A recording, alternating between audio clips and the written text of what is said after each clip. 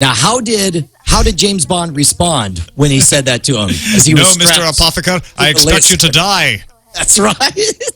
Wait, that's the opposite line. No, Wanted him to be holding a oh, fluffy. come on. It's easy to make fun of any person who's German with Dude, it's an awesome accent. It is That really, yeah. sounds like an evil villain. It's awesome. But what he was actually saying, to get back to the news, was that HP is going to launch its own cloud service platform and a related open application store within the next couple of years. In fact, the application store should be coming sometime between 2011 and 2012. So HP is moving into the space where they compete not only with people like IBM, but Google as well, being a cloud service provider. You want to get your email, you want to get some app store, you want to do some stuff on the web, HP wants to be there. They sell the devices. They figure, why, we should keep making money after we sell the box to somebody. This could be difficult, though, because a lot of folks who are what are called VARs, value-added resellers, are not happy about this message because they look at it and say, well, wait a minute, what's in it for us? We're used to taking the HP brands and kind of adding some value to it, putting some software on it, and moving it along, and we're in the supply chain that way. If you're selling the cloud infrastructure, then they don't need to buy from us. They're cutting them out of the supply chain. I was really surprised by this story because nothing about Hewlett-Packard, HP, had, in my mind, was branded or associated with the cloud at all. Have they ever done anything like this before? Do they have any experience in the cloud computing? They have some, but this is new. This is a new business for them. They certainly have lots of enterprise experience. Let's not short them there. But they have never done what Amazon has done. They have never done what IBM has done at that scale. So this is something that's, it's the kind of thing you have to do if you want to grow, but it's certainly risky. They also do have a point in that they say they provide hardware for 7 of the 10 largest cloud services. And so from that perspective, I think it might be the kind of thing where they just found themselves sitting on a gold mine and they're like, why are other people making money on this? Why don't we jump on it? But the question, of course, is how do their clients who are buying all this stuff enjoy their provider suddenly becoming a competitor? I would imagine that would not go over really well. Well, they're sitting there on the gold mine selling pickaxes to people, and then all of a sudden went, wait a minute, what if we just took these pickaxes in ourselves? And so they started going into the gold mine, and all the guys who were buying pickaxes are like, hey, wait a minute, what are you doing? There's that awkward moment where they're walking in and they're like, all right, so how do we do this, guys? We've been giving you pickaxes, but we'll hit the wall. How do you use this pickaxe to get the gold out? Right. This will be really interesting. I know that they've tried a lot of different strategies in the past. This is so far and I mean this purely from a marketing and branding perspective. It's so far of what I perceive their core competency. I'll be really interested to see how they pull this off, or if anyone says, let me go to the HP Cloudland for my apps. Also, they mentioned that WebOS, HP Touchpad, coming in June. Looks like there's a leak from a retailer that might be coming for $500 in June. They'll have WebOS for PC. Remember, they're going to put WebOS on all of their Windows machines that they sell as a kind of a top layer. And that PC beta will definitely be out by year's end. They plan to ship 100 million WebOS devices this year, including tablets like the Touchpad, phones like the PCs, and printers with WebOS as well. How does the WebOS stack up against Android? In what way? I mean, as far as robustness, as far as ease of use or whatever. Because here's what I'm wondering: is if I'm a developer right now, I only have to make my product twice. I only have to make it once for iOS, and then I make it again for Android. With WebOS coming in, they've got to grab the market share, and they've got to please the developers and give them some reason to make their apps again. Because if you got to do that by getting market penetration. You got to sell a bunch of these devices. So that is why I think it's smart to put WebOS on Windows, because then all of a sudden, if you make an app for WebOS, you're not just making it for the phone. You're also making it for the printer. You're making it for the tablet. You're making it for a PC. It just runs everywhere at once. I think that's what they're betting on. Whether that actually will come to pass, whether people will actually use WebOS on a PC, or I don't know. And the thread that ties both of these parts of the announcement together is, how is Microsoft going to take this? Because Microsoft's Azure platform is their cloud enterprise, and HP has been using that. So now HP says, I'm going to eat a little bit of your lunch there. They're going to keep using Azure, but they're also going to do their own. And then they say, and you know what? We're going to ship our own tablets. We'll keep shipping Windows tablets, but we're going to keep shipping WebOS tablets. So Microsoft's got to be a little concerned about this, I would think. I would imagine. I mean, it's certainly dusting everything up. I also wonder how much of the decision to go with WebOS comes with the fact that, I don't know, we got it. Got it from that Palm thing that we did a while back. We're sitting on it. Well, that's why but that's also why they bought Palm. They're like, they didn't buy Palm so that they could lose money on the pre. They bought Palm to get WebOS. They're like, that was what they were after. And now they got to make it pay for itself. All right. Well, then get that horse a running. Yeah, that's right. Get those pickaxes. Get that money, a WebOS move. All right. I think we can solve piracy. We've got two good ideas here. One comes from the Media Piracy Project, which is not a project to go pirate media, by the way. They were analyzing it. It's three guys in a dorm room for the Media Piracy Project. I know how to legitimize us. Let's give us a name. The Media Piracy Project is not that. The Media Piracy Project comes from the Social Science Research Council. They're a sociology think tank. They've been around since the 20s. They did a 3-year study into media piracy in emerging economies, concentrated on countries like Russia, Mexico, and India, and essentially found out that all of this stuff about suing people, making it illegal, arresting folks, none of that works. No amount of anti-piracy enforcement will change the economics that drive copyright theft. You've got to make things cheaper. They cite the example of Russia, where legal versions of The Dark Knight sell for $15, which is roughly the same price you'd pay in the United States. But because wages are so much lower in Russia, that price represents a much higher percent of a consumer's income, the equivalent of selling The Dark Knight for $75. Pirate versions can be obtained for less than a third of that price, so boom, you go and you get the pirate version. Right. Well, and the study also confirms from a sociological standpoint, these countries where piracy is rampant are no less moral. They're no more likely to actually steal something or kill other people or whatever. It's just a case where the economics of the situation are such. I mean, here in America, Triumph for Size, imagine every piece of media that you buy instead of pirate suddenly costs 5 times as much. If you wanted that video game, suddenly it's $250. If you want that DVD, it's suddenly $75. I think in many ways with services like Steam, with the iTunes store, we finally have a low enough price and an easy enough way to get a hold of media legitimacy that we're finally emerging. Many people are emerging from the dark days of rampant piracy here in the United States. But if all of a sudden stuff costs that much more, we'd be rolling back to piracy super fast. In the United States, we can stop piracy, at least according to Daniel Castro, an analyst at the Information Technology and Innovation Foundation, by putting in bandwidth caps. What? See, he says the government should allow pricing structures and usage caps that discourage online piracy. Because if you have a lot of bandwidth, that's all you use it for. It appears to be his contention. Look, of all the places to try to sell us on that, a network where we stream live video and that we podcast out giant chunks of high quality data to people who want to consume it. This is ridiculous. This is ridiculous and offensive. And Daniel stupid. Castro also suggests that deep packet inspection be routinely deployed by ISPs in order to scan subscriber traffic for potential copyright infringement. And Castro has a solution. If courts crack down on the practice, the law should be changed. Because, frankly, intellectual property is the only reason our country exists. If there were no intellectual property, we shouldn't even be alive. Brian? There are certain times I just want so bad for Cory Doctorow to magically be at my side, to just grab the mic and just assail this kind of argument. It's utter crap. It's born of the idea that the intellectual property industry is somehow the most important industry in the world, and that if it has even the slightest threat, that we should bring the full power of the law to bear against it. It's worse than murder. We should prioritize it above everything, and I'm sick of seeing it. Should there be laws against piracy? Sure. Should there be protections for copyright? Sure. But they are so far already beyond what is needed to create creativity, to encourage creativity. This sort of stuff is just ridiculous. It's laughable.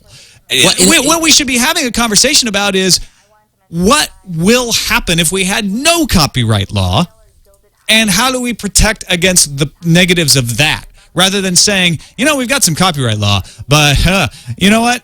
It's going to take 1% off my bottom line this year. My industry's in decline. And so I really need the FBI to give up hunting actual criminals and start cracking down on copyright law. And we should have the government mandate bandwidth caps on all ISPs because that'll help to deter the pirates. And you know what? Let's just make the world entirely inconvenient for everyone because I need my industry to grow by 15% every year.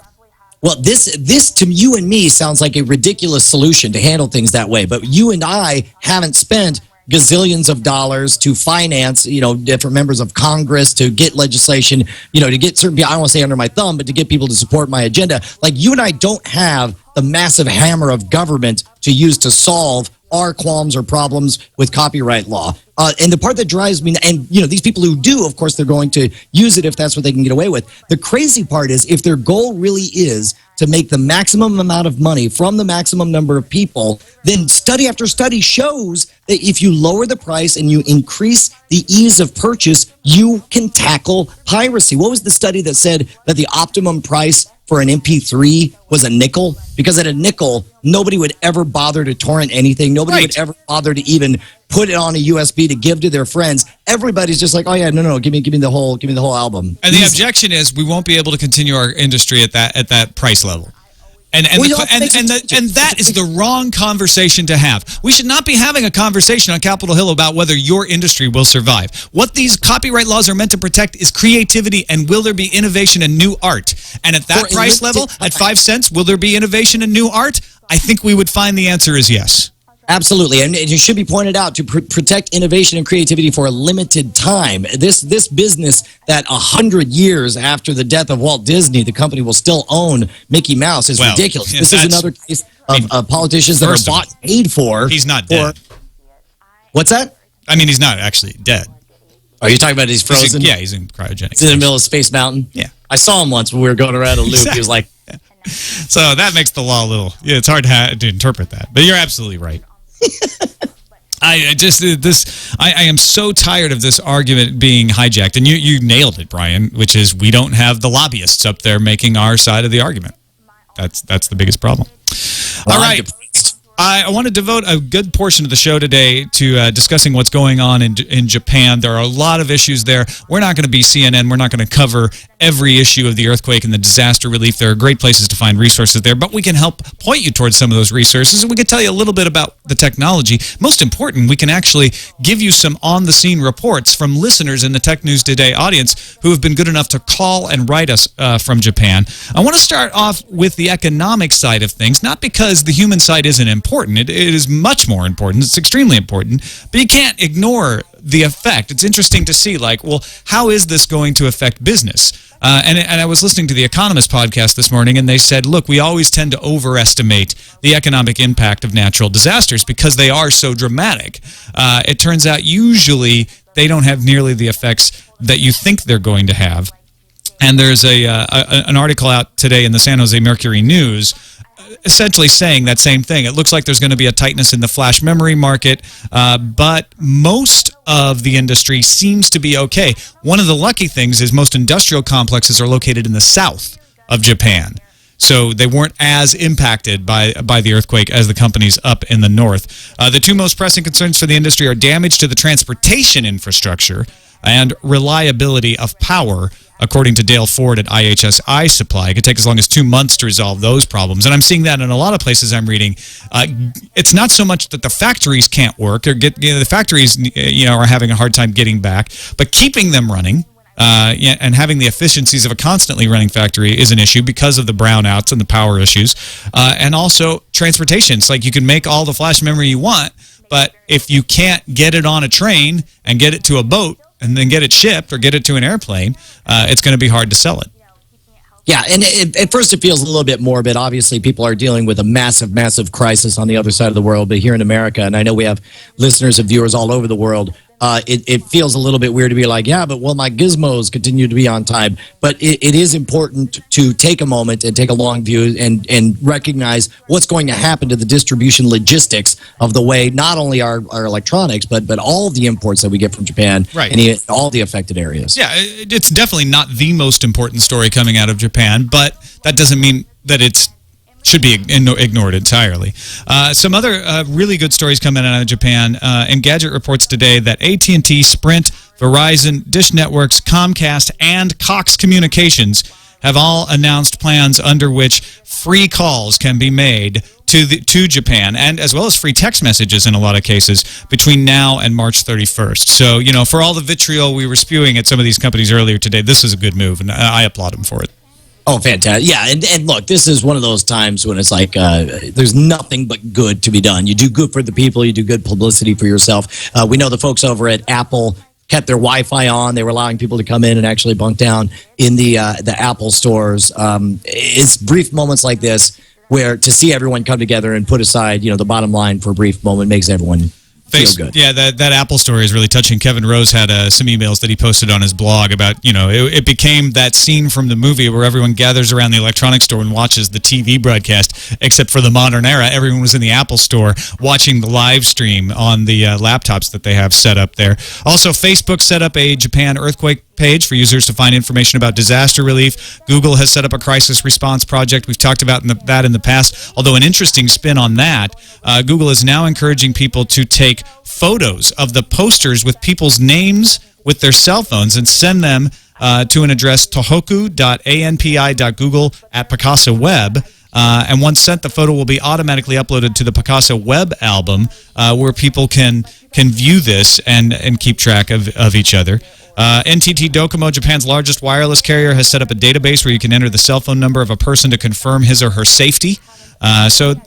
Just you know, a lot of coming together of businesses large and small in this effort to try to help people out. Now, this is interesting. In the chat room, Stephen M. just tweeted or sent over to us that Verizon's offering free access to TV Japan through their Fios TV service. So and I think it's fascinating. Yeah, that's great. That we see, I think it's fascinating that we see how the interconnectedness of our society nowadays not only makes possible massive amounts of relief. We saw with the Red Cross donations, is so super easy just to donate over your phone, but also in prevention of disaster. There was a recent tweet from Scientific American saying, and I forget the number, it was millions or billions of dollars were saved by proper planning and preparation for the tsunami. And in a case where time is of the essence, once you have an earthquake and you need to get the word out that we expect a massive tsunami to happen and you've got to get to high ground, then it matters that all of a sudden everyone in the country is carrying on them a mobile device that keeps them interconnected with the rest of the whole freaking globe. It would be amazing. I'm sure some fascinating academic articles years from now will come out talking about how different technology has essentially shaped this disaster, both in the avoidance of it and in the recovery of it. And it's funny how copyright issues go away when real important issues come along. For instance, TSS Aloic in the chat room points out NHK World is live streaming on Ustream right now. That'd be something they'd be sending a takedown notice for in the past. But we find out what's really important in these situations and do what's necessary. Also, an interesting thing on the this is actually from Wired, talking about some of the games that were supposed to come out. We see this happen a lot when natural disasters come along. Games happen to have themes similar to the disaster, and everyone pulls them back. It's not censorship. It's just saying, you know what, this is not the right time for this. So IREM will cease development on its PlayStation game Zettai Zetsume Toshi 4, City in a Desperate Situation.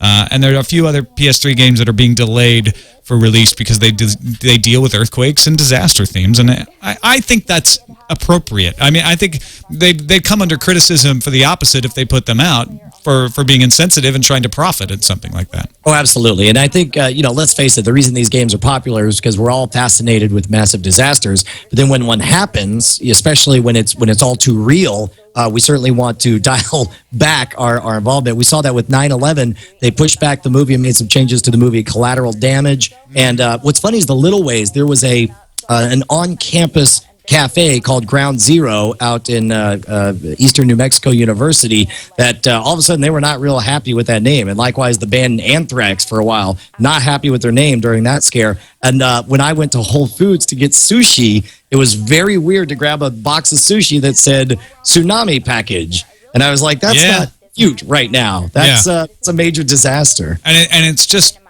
coincidence. It's just these things aren't planned that way, but then they strike us that way. Finally, before we get to some of the user feedback from listeners, there's a lot of discussion on the internet today about radiation risks, about what's happening at the nuclear reactors in Japan, and I want to point to Maggie Kurth Baker's post at Boing Boing.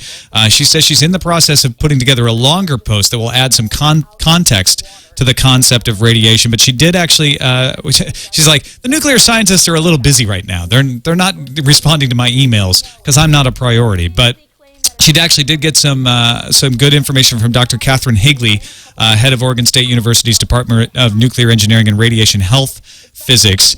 And says that information keeps changing from the Fukushima power plant as the situation changes, but one plant worker received a 10 REM dose. That's twice the annual occupational dose, twice what regulators have deemed safe for someone who works in a nuclear power plant. Now, the interesting thing about this, you may think, wow, twice the dose, that's horrible.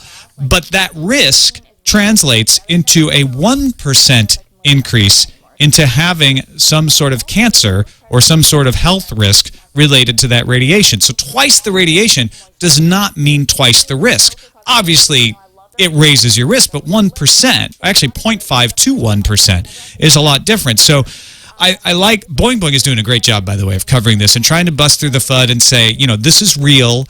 This is the PR that you're getting. This is what seems to be really happening on all sides of the issue, not just like, busting the FUD of the power plant, trying to contain the information about what's really happening, but also trying to bust through, people overreacting to the radiation issue. Radiation is a bad thing. I mean, I'm not saying it's okay, but you need to have some accurate sensibility about how bad it is in order to accurately estimate how bad the problem is. Well, let me tell you, if you want to immediately cut past anyone's logic circuits and immediately make them scared, just mention nuclear radiation because it's so counterintuitive. It's this thing you can't see, touch, smell, or perceive in any way that can kill you. Nuclear fallout, of course, is a real problem. But one of the things that, and this is in no way meant to downplay the danger of the situation, but as people start throwing around the word Chernobyl, people really start to get worried. I want to point people to, there's a fantastic speech by Michael Crichton that you can find on YouTube. I believe it's called Fear and Complexity. And he talks about how he wanted to create a global disaster. So he looked up some research on Chernobyl. The initial estimates at the time were that 2,000 people died at the accident and that upwards of 400,000 people died through later complications because of exposure to radiation and cancers and that kind of thing. As he dug into the numbers, the actual numbers turned out that around 50 people died during the actual disaster, most of whom, about 30 of them,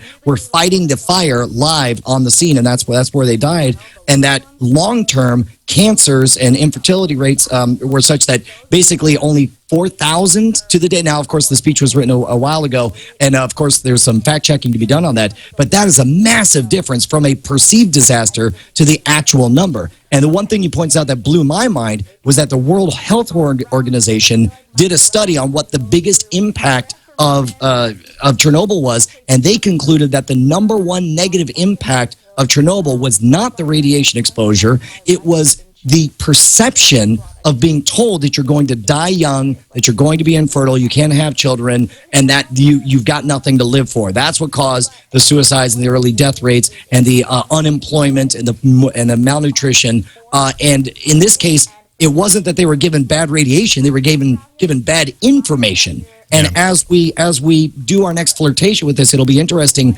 to see how our hyper-connected society tells the story of this potential nuclear disaster. And it's actually the same issue we run in and talking about politics. You run in and talking about radiation, where if you start to say, look, it's not as bad as they're saying, all of a sudden people say, so you're saying radiation is fine. So you're saying there's no risk. And that's not true. That is not what we're saying at all. Not at all. But there is, trying to find out what is the actual risk. There is a risk, but it's not helpful to say, like, it's radiation and therefore everyone's going to die. Because that doesn't help understand it either. Helpful, it's actively harmful. Scientists are very familiar with something they call the nocebo effect. It's a negative placebo. They call it the death bone, the death rattle, where somebody points to you, they give you the evil eye, they say you're going to die, and people, sure enough, die. And so it's important that for the maximum health of society, that we be smart, that we avoid the radiation, that we handle the problem correctly, but that we not get wrapped up in this disaster explosion where we think that everything's over and it's the end of the days. And what you need to do is you need to actually find good sources of information. Leo and I are talking about hopefully doing a triangulation with some nuclear scientists who can actually tell us, what is happening, what are the dangers, what are the risks, what do people actually need to be worried about. In the meantime, once you start to educate yourself on what, the damages, what the real damages of radiation, what the levels are to be worried about, there are a lot of great resources online right now for finding out what the radiation is, not only in Japan, but elsewhere in the world. A live Geiger counter is at alttokyo.com, updates a graph with data every 60 seconds. There's also a Ustream channel broadcasting the digital display of another Tokyo Geiger counter. That's been crashing. It's getting so many viewer emails. Radiationnetwork.com is a crowdsourced radiation monitoring network of roughly a dozen or so unofficial monitoring sites around the United States. So you got to take that into account. It's very low number, very unofficial, but it's updated every 3 minutes. And you can participate in that by buying, radiation detection equipment and going online. That's not something everyone's going to do. But if you're really into it, that's a great way to learn about stuff. This is the BitTorrenting of radiation research here. When all of a sudden everybody, for example, their GeigerCounters.com is out of stock. They say due to the disaster in Japan, orders for Geiger counters has outstripped supply. This is fantastic. And again, it's a case where the hyper-connected society we live in make possible large-scale experiments and monitoring that never would have been possible even just 20 years ago during the Chernobyl disaster.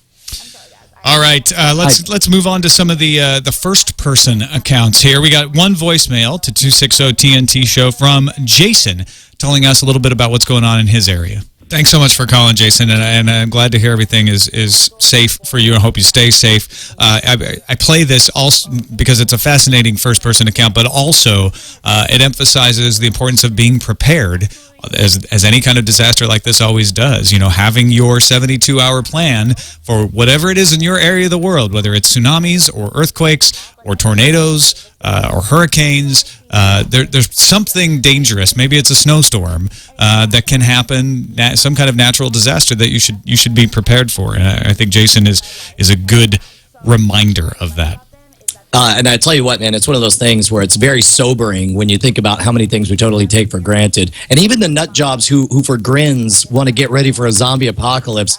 In a bizarre way, I'm like, at least you guys are saving water and food. You at least are ready for something, because it won't be zombies, but it will be something sooner or later. Preparing for a zombie apocalypse actually prepares you for a lot of other things. So it's not necessary. If that's what it takes to get you interested, then great, go for it. Pretended zombies. Pretended zombies. Just get ready. Just definitely have food, have water, have all that stuff available for your family. On to the email, TNT@twit.tv. Steve in Tokyo says, I'm an English teacher living in Tokyo. Wanted to share some of the website I'm using to stay up to date on the latest developments. RSOE, and the link is hisz.rsoe.hu.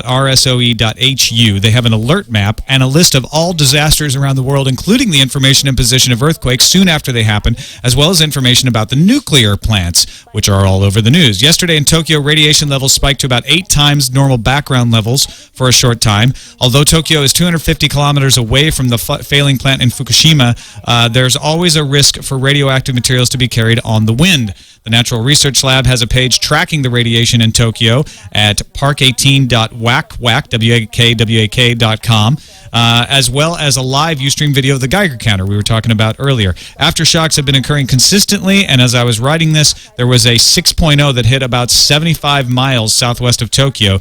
Given everything that's happening, combined with planned rolling blackouts, a lot of companies are shutting down for a while, including Sony. Oh, that is amazing. Got another email here. Some news today. No rolling blackouts near Kamiyuka in Yokohama. Every area is going to be subjected to this until the end of April, as stated today. These blackouts take down stoplights, trains, and residential areas. Many people were caught off guard today as train lines either shut down partly through the day or never started. My wife works in Tokyo and attempted to go to work but didn't make it. Many people where I work made it in, but found the trains would stop running before leaving work. Arrangements were to be made to let them go early, as they would have a long walk or a bus ride. Ride sharing is coming up so those with cars can help those without to get close to home. Some folks wanted Some folks walked up to 4 hours Friday to get out of Tokyo. Boy, that's amazing. In fact, competitors may have a hard time clearing their inventory. Market researcher DisplaySearch said Apple will likely be dominant tablet maker through 2012 when the playing field will level out. The company portends that in 2016, 260 million tablets will be shipped, a 333% increase from estimated 2011 sales. Internet Explorer 9 arrived yesterday and was greeted with warm reviews. It's been nearly 2 years since IE8, and it looks like the time spent developing 9 paid off. Internet Explorer 9 brings much better web standard support, better performance, and hardware acceleration for faster graphics and animations on supported PCs. Reviewers seem to also be taken by the new minimalist interface. And no Clippy. No Clippy. Clippy's been dead for a long time. Never bring him back. New Adobe Flash Player, vulnerability. They kind of go together. Adobe announced a flaw that may cause crashes and potentially permit the hijacking of systems. The issue also affects the company's Reader and Acrobat software products. Adobe has found it's being actively exploited in the wild, too, via a Swift file embedded in an Excel spreadsheet. Fix will come in a patch at the beginning of next week.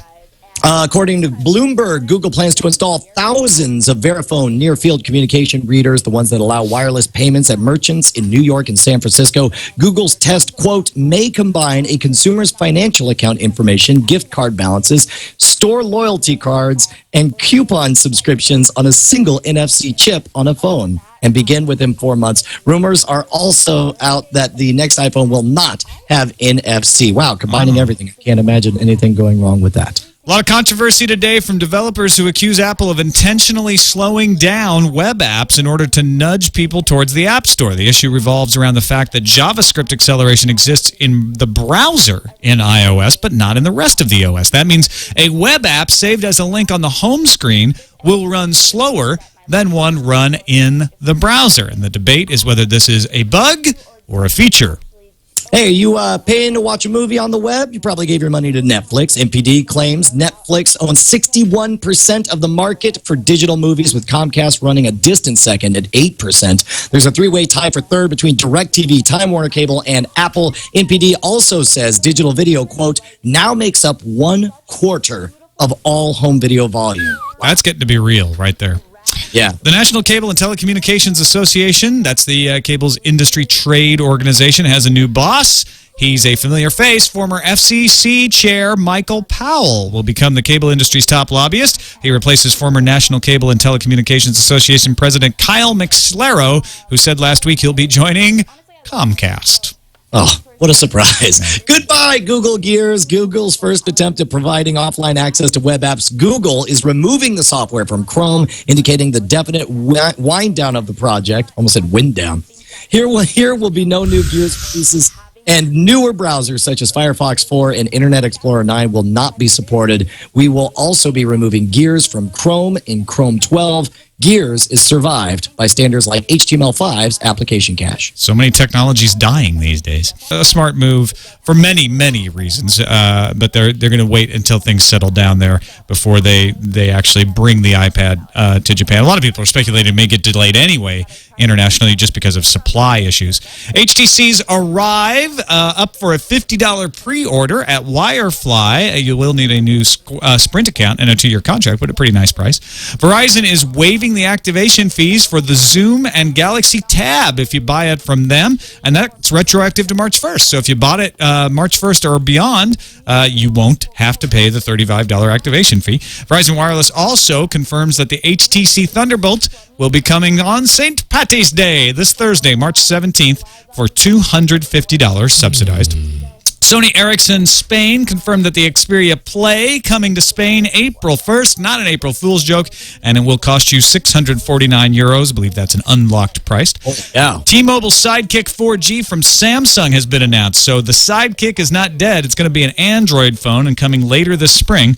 We're not going to be running out of spring pretty soon here. Apple's Phil Schiller says on Twitter that the white iPhone also coming this spring.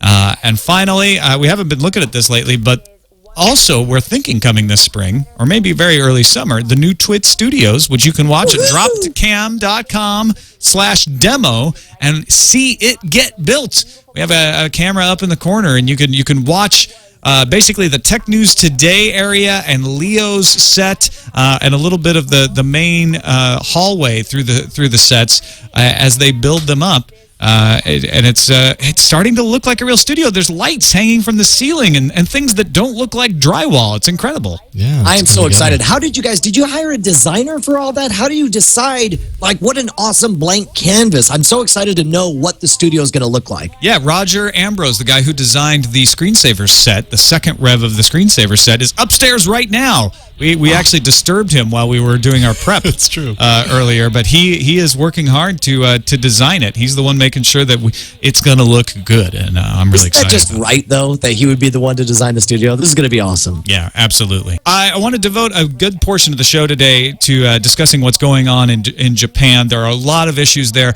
We're not going to be CNN. We're not going to cover every issue of the earthquake and the disaster relief. There are great places to find resources there, but we can help point you towards some of those resources, and we can tell you a little bit about the technology. Most important, we can actually give you some on-the-scene reports from listeners in the Tech News Today audience who have been good enough to call and write us from Japan. I want to start off with the economic side of things, not because the human side isn't important. It is much more important. It's extremely important, but you can't ignore the effect. It's interesting to see, like, well, how is this going to affect business?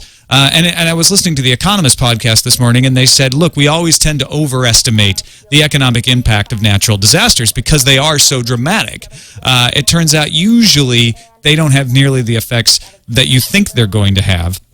And there's an article out today in the San Jose Mercury News essentially saying that same thing. It looks like there's going to be a tightness in the flash memory market, but most of the industry seems to be okay. One of the lucky things is most industrial complexes are located in the south of Japan. So they weren't as impacted by the earthquake as the companies up in the north. The two most pressing concerns for the industry are damage to the transportation infrastructure and reliability of power, according to Dale Ford at IHS Supply. It could take as long as 2 months to resolve those problems. And I'm seeing that in a lot of places I'm reading.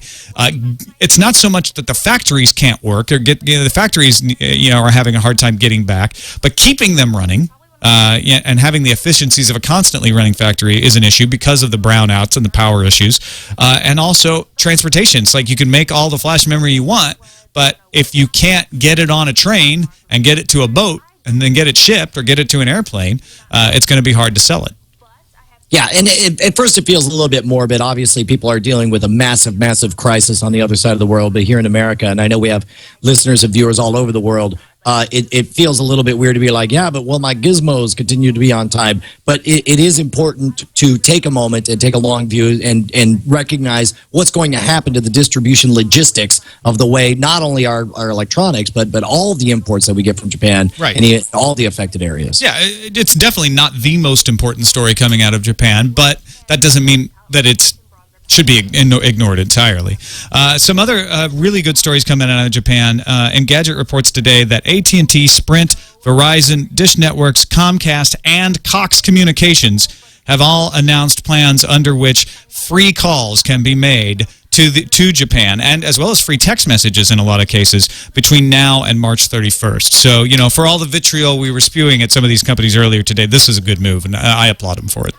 Oh, fantastic. Yeah, and look, this is one of those times when it's like there's nothing but good to be done. You do good for the people. You do good publicity for yourself. We know the folks over at Apple kept their Wi-Fi on. They were allowing people to come in and actually bunk down in the Apple stores. It's brief moments like this where to see everyone come together and put aside, the bottom line for a brief moment makes everyone feel good. Yeah, that Apple story is really touching. Kevin Rose had some emails that he posted on his blog about, it became that scene from the movie where everyone gathers around the electronics store and watches the TV broadcast, except for the modern era. Everyone was in the Apple store watching the live stream on the laptops that they have set up there.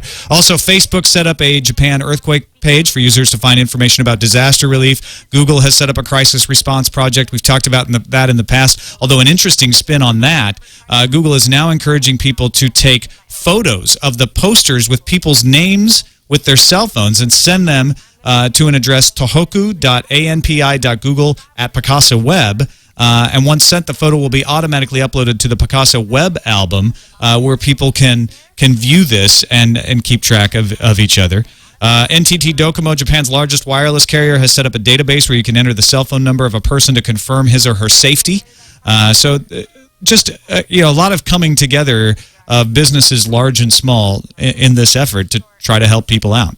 Now, this is interesting. In the chat room, Stephen M. just tweeted or sent over to us that Verizon's offering free access to TV Japan through their Fios TV service. So and I people think can it's stay fascinating. informed. Yeah, that's great.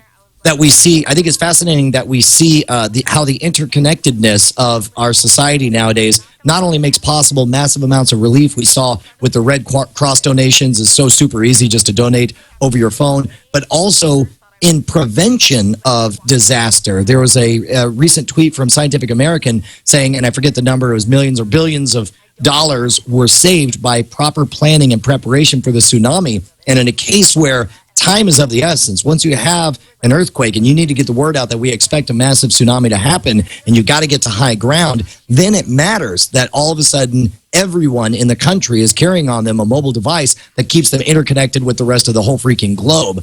It would be amazing. I'm sure some fascinating academic articles years from now will come out talking about how different technology has essentially shaped this disaster, both in the avoidance of it and in the recovery of it. And it's funny how copyright issues go away when real important issues come along. For instance, TSS Aloic in the chat room points out NHK World is live streaming on Ustream right now. That'd be something they'd be sending a takedown notice for in the past. But we find out what's really important in these situations and do what's necessary. Also, an interesting thing on the this is actually from Wired. Talking about some of the games that were supposed to come out. We see this happen a lot when natural disasters come along. Games happen to have themes similar to the disaster, and everyone pulls them back. It's not censorship. It's just saying, you know what, this is not the right time for this. So IREM will cease development on its PlayStation game Zettai Zetsume Toshi 4, City in a Desperate Situation. And there are a few other PS3 games that are being delayed for release because they deal with earthquakes and disaster themes, and I think that's appropriate. I mean, I think they'd come under criticism for the opposite if they put them out for being insensitive and trying to profit at something like that. Oh, absolutely. And I think, let's face it, the reason these games are popular is because we're all fascinated with massive disasters. But then when one happens, especially when it's all too real, we certainly want to dial back our involvement. We saw that with 9/11. They pushed back the movie and made some changes to the movie Collateral Damage. And what's funny is the little ways. There was an on-campus cafe called Ground Zero out in Eastern New Mexico University that all of a sudden they were not real happy with that name. And likewise, the band Anthrax for a while, not happy with their name during that scare. And when I went to Whole Foods to get sushi, it was very weird to grab a box of sushi that said tsunami package. And I was like, that's not cute right now. That's it's a major disaster. And it's just coincidence. It's just these things aren't planned that way, but then they strike us that way. Finally, before we get to some of the user feedback from listeners, there's a lot of discussion on the internet today about radiation risks, about what's happening at the nuclear reactors in Japan, and I want to point to Maggie Kurth Baker's post at Boing Boing. She says she's in the process of putting together a longer post that will add some context to the concept of radiation, but she did actually. She's like, the nuclear scientists are a little busy right now. They're not responding to my emails because I'm not a priority. But she actually did get some good information from Dr. Catherine Higley, head of Oregon State University's Department of Nuclear Engineering and Radiation Health Physics. And says that information keeps changing from the Fukushima power plant as the situation changes, but one plant worker received a 10 REM dose. That's twice the annual occupational dose, twice what regulators have deemed safe for someone who works in a nuclear power plant. Now, the interesting thing about this, you may think, wow, twice the dose, that's horrible. But that risk translates into a 1% increase into having some sort of cancer or some sort of health risk related to that radiation. So twice the radiation does not mean twice the risk. Obviously, it raises your risk, but 1%, actually 0.5 to 1% is a lot different. So I like, Boing Boing is doing a great job, by the way, of covering this and trying to bust through the FUD and say, this is real. This is the PR that you're getting. This is what seems to be really happening on all sides of the issue, not just like, busting the FUD of the power plant, trying to contain the information about what's really happening, but also trying to bust through, people overreacting to the radiation issue. radiation is a bad thing. I mean, I'm not saying it's okay, but you need to have some accurate sensibility about how bad it is in order to accurately estimate how bad the problem is. Well, let me tell you, if you want to immediately cut past anyone's logic circuits and immediately make them scared, just mention nuclear radiation because it's so counterintuitive. It's this thing you can't see, touch, smell, or perceive in any way that can kill you. Nuclear fallout, of course, is a real problem. But one of the things that, and this is in no way meant to downplay the danger of the situation, but as people start throwing around the word Chernobyl, people really start to get worried. I want to point people to, there's a fantastic speech by Michael Crichton that you can find on YouTube. I believe it's called Fear and Complexity. And he talks about how he wanted to create a global disaster. So he looked up some research on Chernobyl. The initial estimates at the time were that 2,000 people died at the accident and that upwards of 400,000 people died through later complications because of exposure to radiation and cancers and that kind of thing. As he dug into the numbers, the actual numbers turned out that around 50 people died during the actual disaster, most of whom, about 30 of them,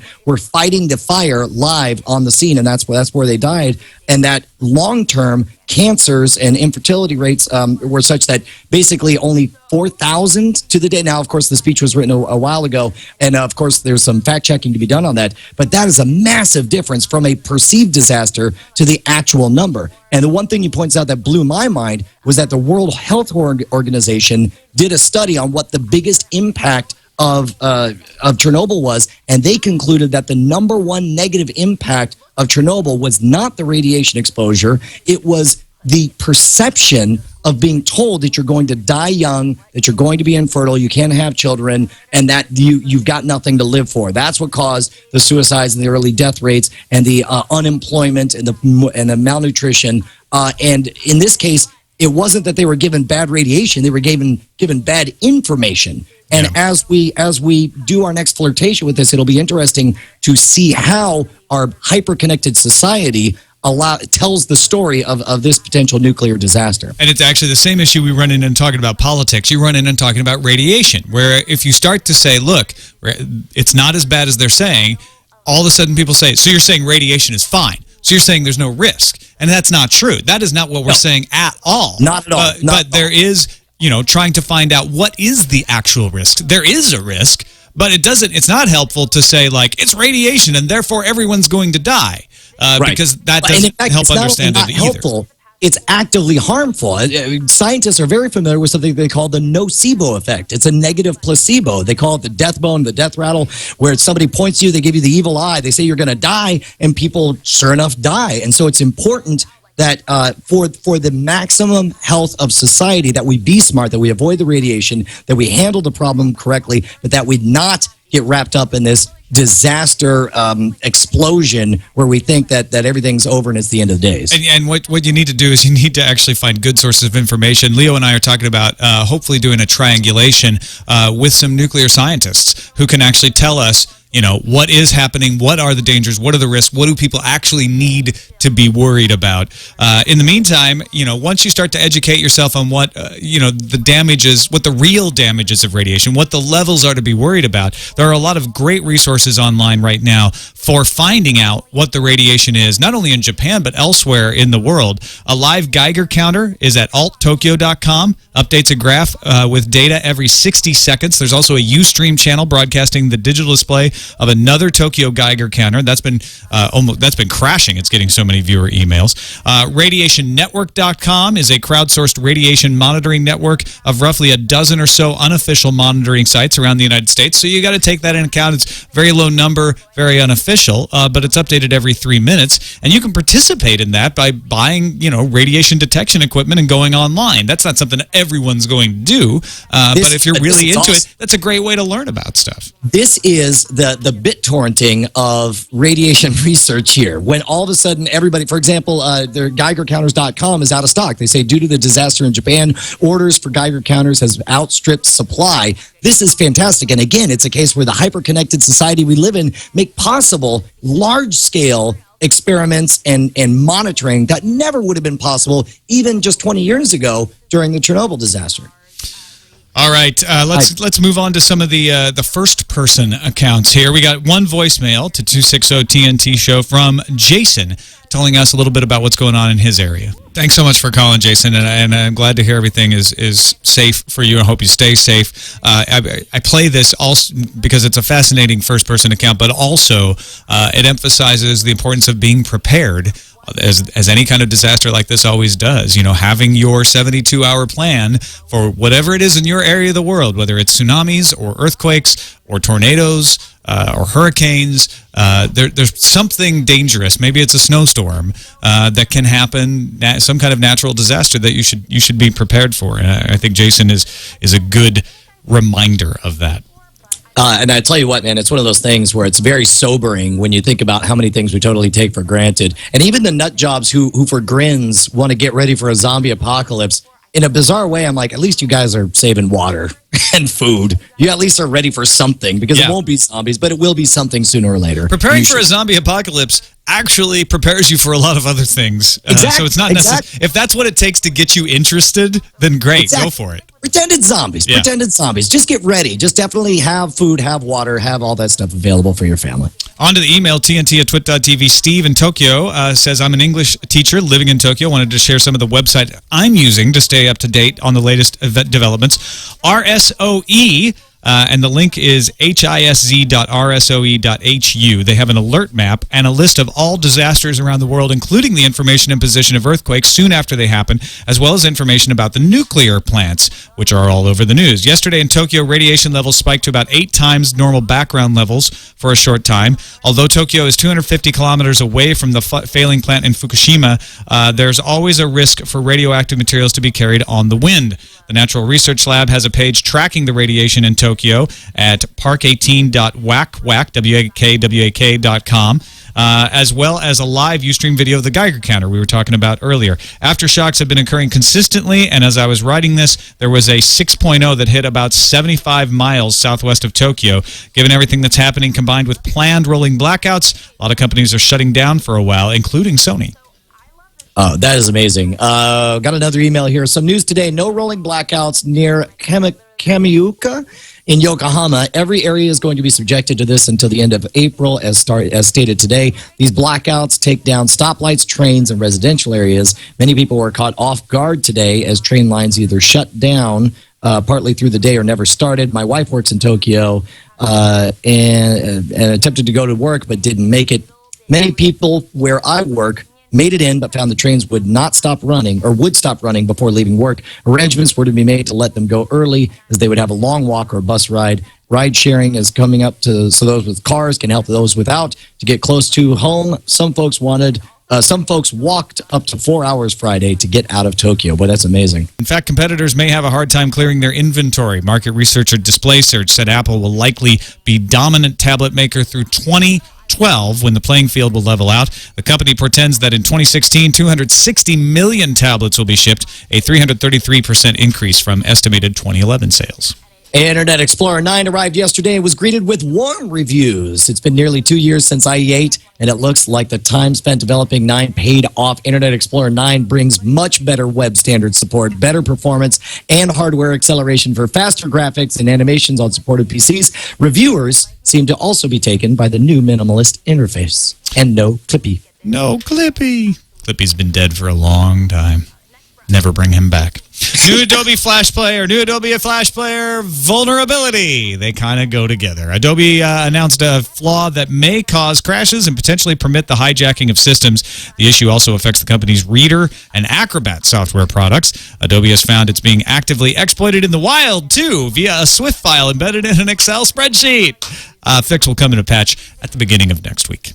According to Bloomberg, Google plans to install thousands of Verifone near-field communication readers, the ones that allow wireless payments at merchants in New York and San Francisco. Google's test, quote, may combine a consumer's financial account information, gift card balances, store loyalty cards, and coupon subscriptions on a single NFC chip on a phone, and begin within 4 months. Rumors are also out that the next iPhone will not have NFC. Wow, combining everything. I can't imagine anything going wrong with that. A lot of controversy today from developers who accuse Apple of intentionally slowing down web apps in order to nudge people towards the App Store. The issue revolves around the fact that JavaScript acceleration exists in the browser in iOS, but not in the rest of the OS. That means a web app saved as a link on the home screen will run slower than one run in the browser. And the debate is whether this is a bug or a feature.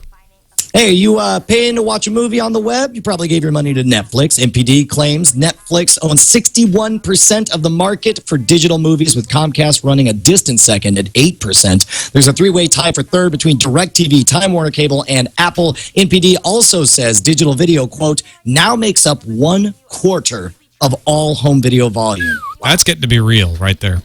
Yeah. The National Cable and Telecommunications Association, that's the cable's industry trade organization, has a new boss. He's a familiar face. Former FCC chair Michael Powell will become the cable industry's top lobbyist. He replaces former National Cable and Telecommunications Association President Kyle McSlero, who said last week he'll be joining Comcast. Oh, what a surprise. Goodbye, Google Gears. Google's first attempt at providing offline access to web apps. Google is removing the software from Chrome, indicating the definite wind down of the project. Almost said wind down. Here will be no new Gears pieces, and newer browsers such as Firefox 4 and Internet Explorer 9 will not be supported. We will also be removing Gears from Chrome in Chrome 12. Gears is survived by standards like HTML5's application cache. So many technologies dying these days. A smart move for many, many reasons, but they're going to wait until things settle down there before they actually bring the iPad to Japan. A lot of people are speculating it may get delayed anyway internationally just because of supply issues. HTC's Arrive up for a $50 pre-order at Wirefly. You will need a new Sprint account and a 2-year contract, but a pretty nice price. Verizon is waiving the activation fees for the Zoom and Galaxy Tab if you buy it from them, and that's retroactive to March 1st. So if you bought it March 1st or beyond, you won't have to pay the $35 activation fee. Verizon Wireless also confirms that the HTC Thunderbolt will be coming on St. Patty's Day this Thursday, March 17th, for $250 subsidized. Sony Ericsson Spain confirmed that the Xperia Play coming to Spain April 1st, not an April Fool's joke, and it will cost you €649. I believe that's an unlocked price. Oh, yeah. T-Mobile Sidekick 4G from Samsung has been announced. So the Sidekick is not dead. It's going to be an Android phone and coming later this spring. We're not going to be running out of spring pretty soon here. Apple's Phil Schiller says on Twitter that the white iPhone also coming this spring. And finally, we haven't been looking at this lately, but also, we're thinking coming this spring, or maybe very early summer, the new Twit Studios, which you can watch at droptocam.com/demo and see it get built.